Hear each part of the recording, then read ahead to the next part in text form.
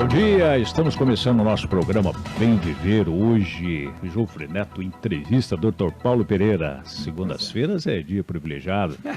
É verdade. E eu não sei se o microfone tá ligado. Tá ligado, tá ok, tá certinho aí. Hoje, recomeçando, eu vi com alegria na previsão do INPE que a temperatura vai voltar a diminuir de novo. Porque ela, Você fica alegre com isso? Eu fico, eu gosto.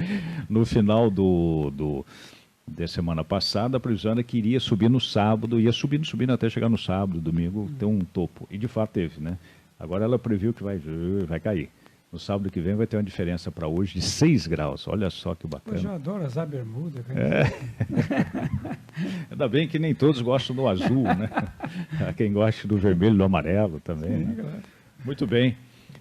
Estamos atravessando esses tempos diferentes, onde dizemos assim, no nosso país, né, doutor Paulo? Vamos, quem sabe, até abstrair um pouquinho aqui, voltar à normalidade, né, da técnica, da ciência, não é? Será que conseguiremos isso?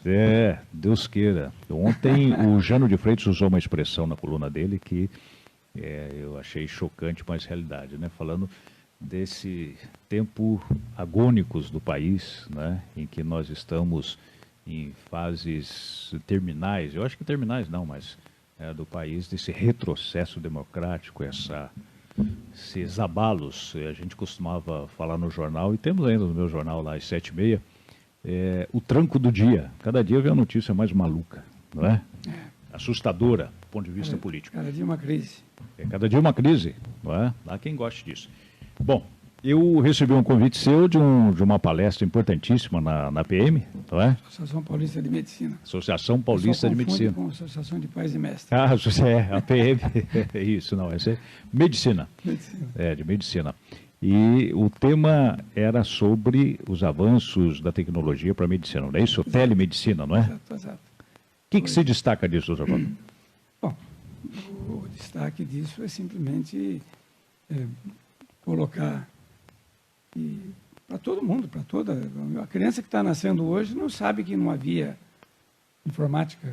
Sim, exatamente.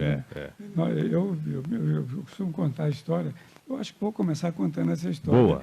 Porque é interessante. Eu fui uma vez numa palestra de psicólogos e psiquiatras. Eles passavam um filme para que o filme fosse analisado. E eu fui convidado com muito prazer. Fui lá porque eu gosto desses temas. E o filme exibido foi um filme chamado Ela. Já falei isso aqui, eu acho. Já falei para você. Não sei. Falou para mim, no programa sim, não. Exato. E o que é esse filme? O que é esse filme? Esse filme é mostrar a tecnologia, mostrar o avanço da tecnologia, o alcance da tecnologia, até onde a tecnologia chega e de uma maneira impressionante. O indivíduo, o tema do filme é que, pelas tantas, o indivíduo cria um personagem, que é ela, né, a personagem, e de repente há um entrelaçamento entre os dois e os dois se apaixonam. Quer dizer, o personagem é um programa de computador com inteligência própria, inteligência artificial. Ele criou o personagem e os dois se apaixonam. Isso pode, isso não pode, isso existe, isso não existe. E acabou o filme, aquela coisa interessante, começou o debate, né? Então o pessoal debatia, é isso, é aquilo, pé. E eu percebi que o debate não estava em cima da possibilidade de alguém se apaixonar por um personagem. Ou seja, estava aceito isso, de certa forma. O debate foi em cima da tecnologia. Sim. Porque, beleza, porque inventou esse computador, esse é o número X, o outro número tal. E eu comecei a olhar aquilo, mas isso não me interessa, eu vi aqui agora, eu não vim aqui para ver isso eu procuro em casa. Eu queria discutir o aspecto psicológico da questão. Pode um indivíduo criar um personagem, se apaixonar pelo personagem, ele criar um personagem, se apaixonar pelo personagem, perfeito. Mas o vice-versa, como o personagem vai se apaixonar? Então, que alcance que tem a criação desse personagem? Ou seja, ele criou um ser. Ele criou um ser que para ele passou a ser realidade, para ele passou a existir, e tanto que ele acreditava que havia aquele... E tem uma cena anedótica até no filme, que eu acho que o autor colocou lá como justamente uma provocação mesmo. tipicamente, né, esses relacionamentos de internet, é uma cobrança de presença. Eu passei uma mensagem para você, você não respondeu, Sim, já sim. faz 3 minutos, você visualizou e não respondeu. Então... Exato, mas os 3 minutos, se você é para a vida humana, de repente, uma semana que você não fala comigo. E aí o personagem, a Her, né, aliás, é ela, né, ele fala com ela, ele tenta falar com ela, aquele desespero de apaixonado, fala com a pessoa não atende, quer falar naquele momento. E aí, depois de um certo tempo, ela responde, não, eu estava em contato com outros interlocutores. Ah, é? Com quem que você estava falando? Estava falando com 11.483 pessoas. Então, exato. Então, mas eu estou contando essa história para mostrar, naturalmente, a distância da tecnologia. Eu me fiquei intrigado com o debate. Achei que o debate devia ser em cima do comportamento do personagem e do personagem que ele criou e do ser que criou. E não era aquilo. Então, eu pedi a palavra. Como sempre ocorre, eu não posso ver o microfone. e falei o seguinte, olha, eu nasci em Redenção da Serra, eu já falei aqui 27 vezes isso, no meio do mato, e meu pai tinha um tubo de metal, meu pai enchia de pavio, de barbante, sim, molhava com querosene, pegava uma pedrinha que saía faísca, uma esteleta de metal que fazia faísca, e tchaf, ele fazia aquilo, a faísca acendia o algodão untado na querosene. Aí ele pegava o cigarrinho de palha que ele tinha feito com a palha do milho que estava no paiol, soprava, do fumo que ele tinha plantado, ou seja, lá mesmo. E acendia o cigarrinho de palha dele ali naquele tubo. Depois ele tapava aquilo, naturalmente, sem oxigênio, o fogo apagava, depois ele acendia de novo. Era uma pederneira, não é isso? Não sei o nome. Eu só sei que eu brinquei na hora, falei assim, olha, para vocês verem, eu estou vendo um filme aqui, como vocês mostraram, mas eu nasci na Idade da Pedra. Quase literalmente. Eu vim da Idade da Pedra. Mas não é por isso, eu disse, não é por isso que eu desprezo a tecnologia. Na minha casa parece uma lan house. Cada um tem um computador, todo mundo tem telefone, tem televisão, a gente fica conversando, eu, minha mulher, no quarto ou na cozinha, por mensagem, ou seja, nada contra a tecnologia. Só que eu estou discutindo que vocês trouxeram essa tecnologia desse nível, mas era numa época trágica do nosso país, assim, mas não tem água. Sim. As represas estavam vazias. Era a época da crise hídrica, 2014, 2015, é isso mesmo. Como fazer? Essa tecnologia vai resolver o problema da água? Quer dizer, eu coloquei uma questão assim, para poder pensar um pouco, para poder discutir. Fazer um contraste, dar um choque pelo contraste. Não estou nada contra uma coisa nem contra a outra, mas para dar o choque. Isso só para mostrar, vamos dizer, a distância que quando eu nasci, ou bem depois de quando eu nasci, ninguém falava em computador, nem celular, nem nada, não existia isso. E isso, quando começou, a velocidade disso é uma coisa astronômica, né? Uma coisa evolui de um dia para o outro. De forma exponencial, né? Ela não cresce linearmente, não, ela cresce aqui de uma forma impressionante. Chega ao ponto de pessoas mais vaidosas, quando sabe, por informação na própria internet, que surgiu um celular que tem um ponto a mais, um número a mais, lá nos Estados Unidos, ela manda comprar um no mesmo dia, porque acha que aquele que ela tem não serve mais. Quer dizer, uma coisa de doido, uma coisa de piração. Uma aceleração até das expectativas, uma ansiedade permanente. Sim. Então, isso que eu estou dizendo, vamos dizer, seria, entre aspas, o lado negativo da questão. O lado positivo é que hoje você tem todas as informações que você quer guardar no seu bolso. Você pode ler livro no seu bolso, pode assistir filme no seu bolso, namorar com o seu bolso, conversar com a esposa, conversar com os filhos, mandar recado, chamar... Lanterna, localizador, tudo. Tudo. Você tem tudo. Localizador. Eu vou contar uma história daqui a pouco sobre isso, que é muito interessante. Tá. Mas você tem tudo isso. E, naturalmente, isso aí pegou em todos os ramos da vida, né? Hoje em dia, você faz o arquiteto hoje não faz desenho, ele monta aí vai faz montando. Uma simulação. Você quer o móvel aqui nesse canto, o móvel naquele canto, ela aperta o botãozinho, o móvel muda de lugar. Você quer mudar a cor do móvel, ele muda de lugar. É isso aí. Quer dizer, então isso é avanço, isso é evolução, isso é uma coisa maravilhosa. Tudo. Programar uma ponte estaiada. Sim. Vai lá ficar puxando fio, não, ele programa aquilo tudo no Simula primeiro. Simula primeiro. Calcula os estais, chama estaiado, porque aqui chama estai, né? Exato, segura por cima. Medicina não podia ficar fora disso, entendeu? Claro que não. Então, isto vem favorecer demais a evolução da medicina. Por exemplo, eu preciso saber de uma informação sobre determinada moléstia.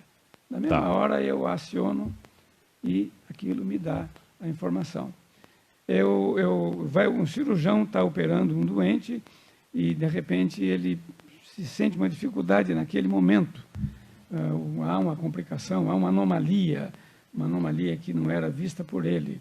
Sempre tem um programa de alguém que já viu aquilo antes. Então, durante o ato, ele aciona aquele programa e chega para ele uma imagem daquilo que ele precisava, e soluciona o problema dele. Falei em imagem, uma imagem radiológica, uma imagem de uma computação, de uma ressonância magnética, de uma computação, qualquer coisa, um raio-x. Eu preciso mandar essa imagem lá para o Tocantins, porque tem um parente lá que precisou fazer um exame, fez um exame aqui, eu mandei mais para lá num instante, no segundo, entendeu? Isso é avanço, isso é... Né? Então, o palestrante, ele é um membro da Associação Paulista de Medicina. Até antes de entrar no palestrante, eu vi um exemplo desses que agora já estão aperfeiçoados, já tem um certo tempo isso, mas eu vi um exemplo agora. Análise de imagem, né? Uma tomografia que levaria 4 horas para se ter uma resposta, tem um programa de inteligência artificial que ele já avalia imediatamente com o acervo dos outros médicos. Ele aprende com os médicos, o programa aprende por si. Claro. Né? Então colocam-se... O programa não vem do céu. Não vem do céu. São milhares e milhares de imagens, ou dezenas, centenas de milhares de imagens, e ele vai vendo como é que o médico diagnostica. Né? Sim. E a partir daí ele toma decisões com um grau de acerto de 90%. Porque a qualidade, inclusive, da imagem é melhor. A qualidade da imagem é melhor. Você pega mais cortes. E isso até para as pessoas compreenderem o papel do computador, eu me lembro até hoje, eu era estudante de engenharia em Itajubá, e computadores era uma coisa raríssima, tinha nas grandes instituições, né? Então tinha banco, gigantesco. Tamanho dessa rádio inteira aqui, da minha faculdade de engenharia, na faculdade de engenharia de Itajubá, EFEI. Então tinha na EFEI, talvez estivesse num banco, ou outro banco de Itajubá, mas eram unidades pequenas. E tinha o grande computador de EFEI que não tem, olha, se tiver um décimo, milésimo da capacidade do celular que nós temos hoje, era muito. Sim. Então, mas era o computador da EFEI. E o menino, o filho da nossa lavadeira, perguntou para mim, Jofre, se eu perguntar para o computador se tem ouro aqui em Itajubá, ele fala para mim? Eu falei para ele, fala. Sim, mas a gente tem que fazer um levantamento primeiro, né?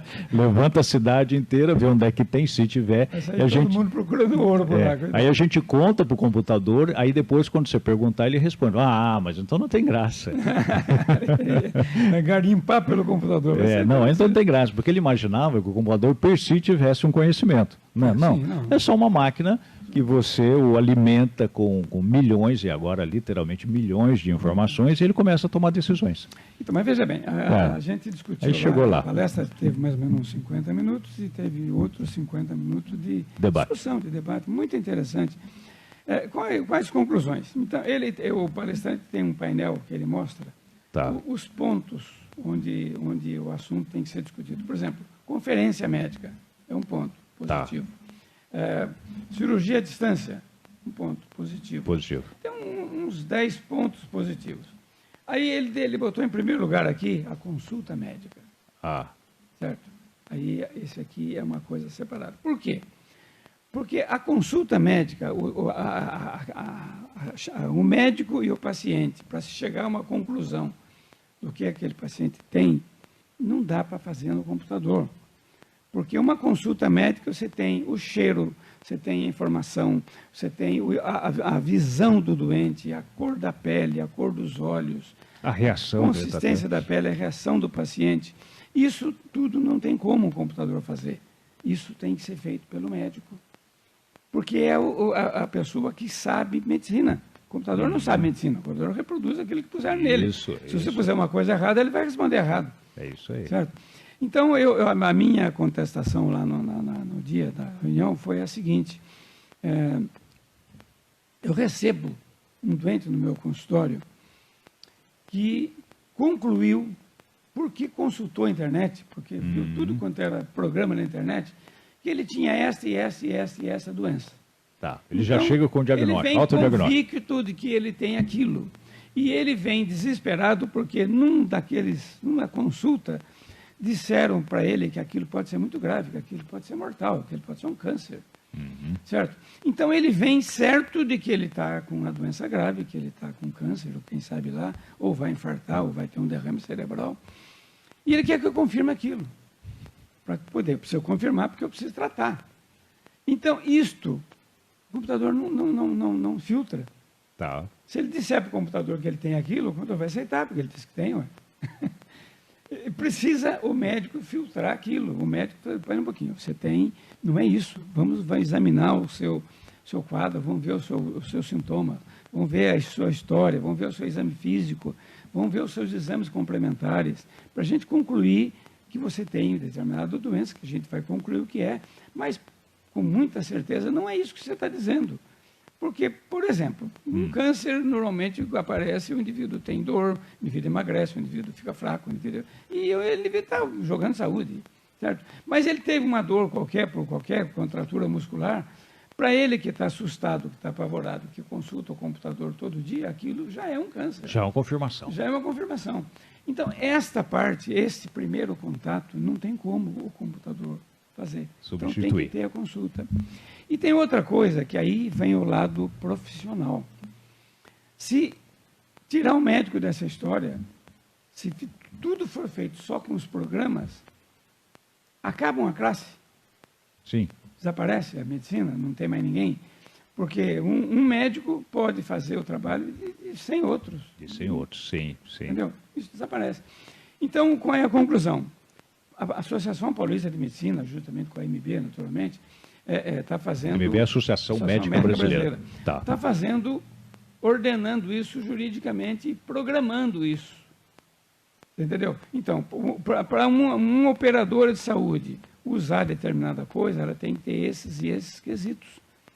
Porque senão a operadora de saúde, naturalmente, que ela vai, quanto menos ela usar médico, mais fácil para ela vai ganhar mais dinheiro. Tem. Você entendeu? Então, vamos formalizar isso de uma determinada maneira que tenha o lugar do médico. Os operadores de saúde são que oferecem os planos médicos. Plano de saúde. Não é? Os planos de saúde. Vai ter que ter o lugar do médico. O médico tem que estar aqui para falar isso, para discutir isso, para falar isso. Porque senão, dispensa essa primeira parte, fica só daqui para frente. Tá. E daqui para frente vai ficar no ela. Ele se apaixona pelo cara ou não se apaixona? Não sei. Precisa um psiquiatra para dizer isso. Perfeito. Precisa um psicólogo para dizer isso. Tá. Você entendeu? Então, em síntese, foi isso que a gente discutiu, foram essas as ponderações. Muito médico estava com medo de que a coisa, nossa, agora vai acabar com a nossa profissão, porque não vai precisar de médico mais, o computador vai fazer tudo. Não vai. No IBM tem o principal programa nessa área, que é o Watson, né? E é um programa de inteligência artificial muito avançado, com acerto, com diagnósticos mais precisos de que alguns especialistas, inclusive. Mas numa segunda etapa. Sim, é o que eu estou dizendo. Ele vai usar a inteligência artificial no dado que foi fornecido para ele. Se for fornecido no dado errado, ele vai errar. Sim, exatamente. Entendeu? Então, primeiro tem que ter a consulta médica, tem que ter o diagnóstico. Aí você passa para o computador os exames, o resultado dos exames, o resultado do raio-x, o resultado da tomografia, da ressonância, o eletrocardiograma. Por exemplo, uma coisa muito interessante que foi mostrado lá é a possibilidade de você fazer um eletrocardiograma à distância. Sim. Claro, o indivíduo está na residência de um doente, o doente está com uma dor no peito. Você coloca um aparelhinho no peito dele e aciona o programa, como é o nome disso? Um aplicativo. O aplicativo. Aciona o aplicativo, o sujeito que está 20 mil quilômetros, ele dá a resposta, ele vê aquilo. Então, eu vi na África, por exemplo, agora, na semana passada, até vou noticiar isso também no jornal, com um pequeno transdutor, ou seja, um equipamento externo que traga a informação para o celular também, mal comparando aqui com o Dr. Paulo falou, o computador sem o médico não vai funcionar. E o celular, sem ter um equipamento externo, ele também não vai conseguir fazer nada. Né? Tem que ter uma bandejinha. Tem que ter alguma coisa que faça contato com o mundo externo. Claro. E aí um pequeno transdutor de baixo custo vira um aparelho de ultrassonografia. Sim. E aí, conectado ao celular, permite estar fazendo uma revolução na África. Exato. Né? É importante no lugar... Bom, agora precisa também que tenha antena, né? Ah, sim, Se vai exatamente. num lugar que não tem antena, não, que adianta? Não adianta nada, ele não se comunica. Né? Exato. Por isso que é... Foi para Ubatuba, quando passou o Cataguaça, já não vê mais Já nada. não tem mais nada. Por isso que é o viçareiro essa notícia aí do Elon Musk, aquele visionário lá da SpaceX, da Tesla e tal. Ele acabou de receber autorização da Agência de Comunicações dos Estados Unidos para uma rede de satélites de 12 mil satélites, que vai fazer uma cobertura global e fornecer internet com conexão de 1 giga. Hoje nós temos conexão de 5 mega, né? 1 giga são 1000 megas. Você já pensou? 1000 megas de conexão. Então, se por um lado é um perigo, por outro, num caso desse, salva vidas. O indivíduo que tem uma visão comercial grande aí, você podia entrar nessa. Monta um estacionamento lá em cima para os Tá bom. Vai ter que ter um lugar para botar. Vou entrar nessa. Satélite passando. Tá certo, ao meu alcance.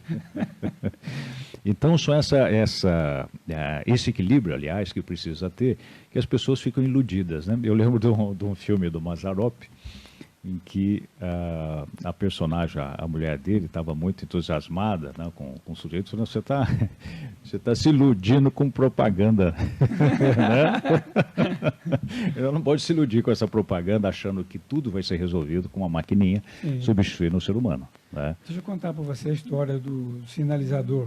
Ah, isso, localizador. Localizador. Tá. Isso. Uma amiga minha foi assaltada no sábado, sexta-feira. Não, no sábado. Saiu da igreja da Independência, aquela igreja grande da Independência. Sim. Tem um nome lá, esqueci o nome. Acho que é Nossa Senhora Mãe da Igreja, se eu não me engano. Não sei. Ela saiu, o carro dela parado, quando ela apertou o alarme do carro. Controle de alarme. O carro piscou.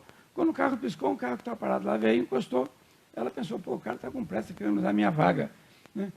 Aí ela ficou assim, o cara chegou, dá dinheiro, dá o celular, dá isso, dá aquilo. Resultado, pegou tudo que ela tinha, pegou a chave do carro, ela não entendeu por quê, o cara pegou a chave do carro e foi embora. Depois deixou o carro. Deixou o carro. Ele falou, com certeza que você não ia atrás dele. Isso, né? seria lógico. Bom, e levou o celular dela, e levou tudo, né? Dinheiro, a bolsa, etc. Aí ela voltou para a igreja, assustada, chorando, preocupada, etc. Acionou o marido e acionou a polícia, etc. A polícia chegou imediatamente. E o filho dela é um sujeito que manja muito de tecnologia. Na mesma hora, o filho dela pegou, o celular está em tal lugar. Uhum. Aí já comunicou a polícia falou assim, vamos lá, nesse lugar. A polícia chegou perto, não sei o que, está ali atrás. O celular está ali atrás. Vamos esconder aqui. Sim. A polícia ficou na moita. Não demorou nada, chegaram as 3 pessoas que tinham assaltado para pegar o celular. Eles jogaram o celular, esconderam o celular e foram para algum canto para ver se, naturalmente. Aí, de repente, o que aconteceu? Os 3 foram pegar o celular, a polícia pegou com a boca. Não demorou 1 hora, os 3 indivíduos que assaltaram estavam presos. Eficácia da polícia também, entendeu? Sim, que chegou a tempo. Tecnologia que fez isso. Se não fosse, talvez se não tivesse o celular, não tivesse sido assaltada também, mas... Pode ser. Mas o fato é que ela foi assaltada e o celular dela foi rastreado e não demorou 1 hora, já tinham prendido os 3 ladrões. Que tinham escondido o celular num canto, no mato. Para voltar a recuperar depois. É isso mesmo. Olha, cada celular que você usa, quando a gente dá notícia aqui teve deslocamento para São Paulo, né? O Google dá a informação. Como é que ele dá essa informação, temos deslocamento com tanta exatidão e tal? Porque na realidade ele está usando literalmente dezenas de milhares de veículos que estão indo para São Paulo ou para qualquer lugar, né? E cada celular daquele é um localizador e ele vai tirando a média, tanto que ele sabe por conta própria. Eu perguntei uma vez, os órgãos de trânsito nossos aqui em Taubaté informam o Google quando muda a direção na cidade, a mão de trânsito? A mocinha que fala lá sabe. Não informamos nada. Ele descobre sozinho. A mocinha do Vaz sabia. Ele começa a observar o sentido dos carros andando, ele descobre que aquela rua tem uma mão ou tem outra. Sozinho, né? Não precisa ter informação do poder público. Então, cada celular é um localizador. Agora, por um lado, a sua localização pessoal, ele vai gravando. Então, se você está com o celular, e agora não adianta nem dizer que você desligou o celular, porque o celular tem a bateria embutida, você não sabe se ela realmente está desligada. Se ela tiver um mínimo de carga, ele continua informando onde você está, mesmo que você entre no Google e desative a localização. Eu fiz isso, falei, não quero que fique me localizando. Desativei a localização há 2 anos atrás, agora eu liguei. Nesses 2 anos, não aparecia no meu celular, mas ele tinha gravado. Tá? Não tinha acesso. E com um grau de exatidão tal que ele informa se eu estou na... olha, o grau de exatidão às vezes é de 10 metros, que é impressionante. Então ele informa se eu estou na sala, perto da rua, ou se eu estou no quarto, nos fundos da minha casa. Ele sabe onde é que eu estou. Imagina isso. Imagina isso. A vantagem e o perigo disso. A vantagem foi que outro dia até citei aqui, eu levei uma multa indevida e aí agora eu estou recorrendo. Eu mostrei lá, olha, você disse que eu estive aqui em tal dia e eu, pelo meu localizador, eu não estive aqui. Né? Agora vamos ver se fosse nos Estados Unidos, aceitaria sem problema, que a tecnologia é considerada nos Estados Unidos, no primeiro mundo, que a tecnologia funciona, então serve